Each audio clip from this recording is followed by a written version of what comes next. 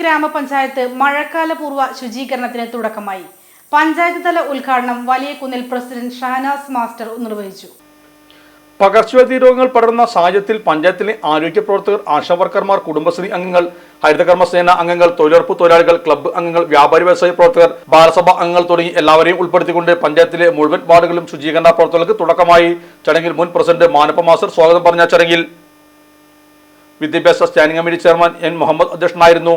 വികസനകാര്യ standing committee chairman V T Ameer, ward member K T Umma Kulsu, ജയച്ചെ, Rajesh, Sarojini sister എന്നിവർ ചടങ്ങിൽ സംബന്ധിച്ചു.